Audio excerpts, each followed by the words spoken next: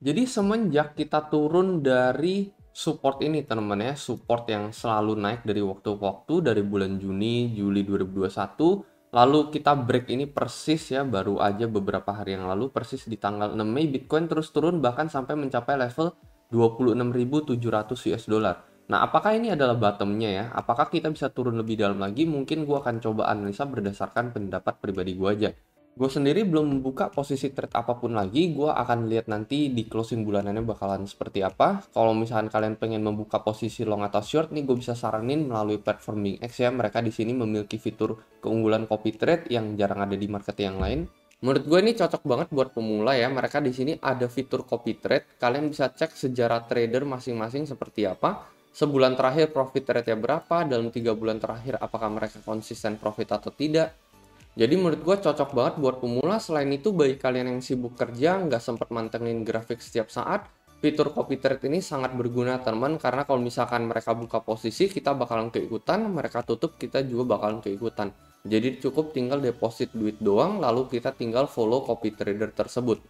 Mungkin bagi teman-teman yang tertarik, kalian bisa langsung join BingX, linknya ada di deskripsi di bawah, teman-teman bisa langsung mendapatkan bonus sampai $120. Selain itu, kalian akan otomatis menjadi salah satu partisipan di dalam komisi trading yang rutin gue adakan ya. Biasanya gue giveaway senilai 7 juta rupiah cash ini. Selain itu juga sisanya ini rewardnya bisa mendapatkan trading bonus, dan ini khusus hanya untuk referral gue aja.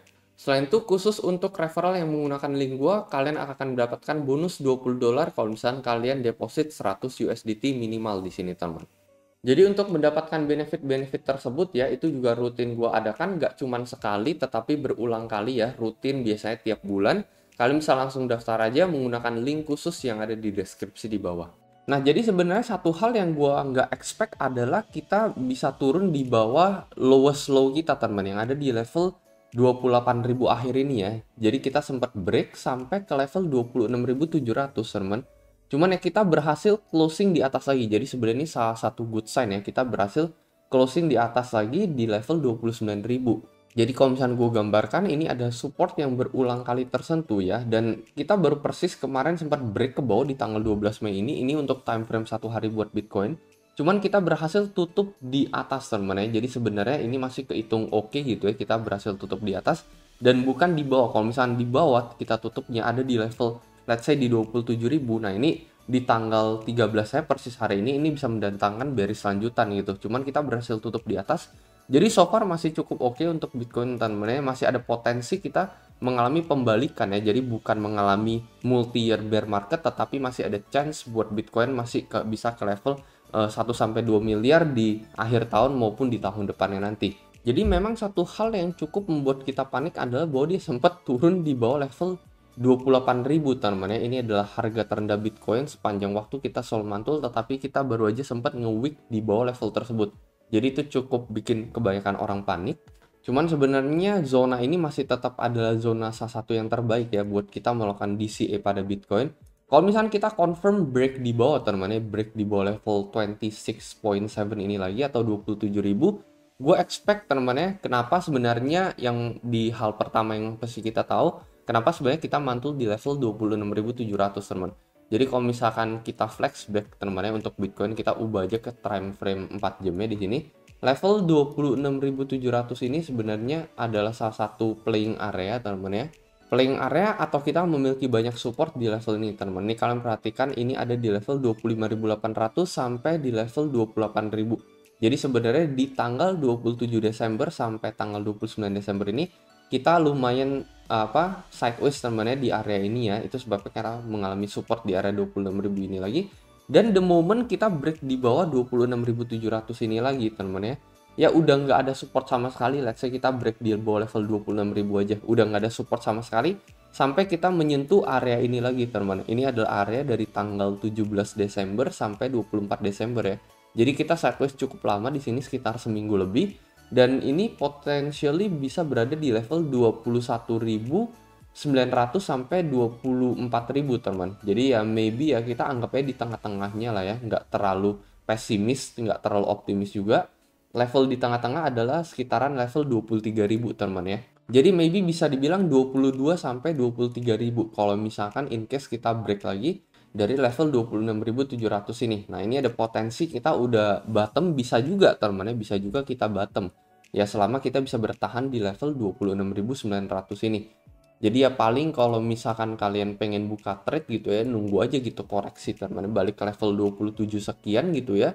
Dengan area stop loss maybe berada di level 26.000 awal gitu atau 26.500 gitu ya. Personally gue sih masih waiting teman-teman ya, masih waiting aja nanti dia sampai closing di bulanannya. Basically gue lagi nunggu dia di bulanan, kalau misalnya dia bisa berada di atas dari dari garis biru ini teman-teman ya, dari exponential moving average yang ke-40. Karena apa? Dari exponential moving average ke-40 ini, kalau misalnya kita flashback ya, momen dimana kita closing di atas, balik lagi ke tahun 2020 bulan Maret ini ya, kita langsung mengalami bullish year dari level 6K teman-teman ya, dari level 6.000 ke level 60.000. Nah, ini juga siapa tahu bisa sama persis ya. Momen dimana kita closing di atas exponential moving average yang ke-40 ini, untuk time frame sebulan buat Bitcoin, ada momen dimana kita bisa balik lagi menuju ke level 60 atau 100 ribu dolar untuk Bitcoin di tahun depannya.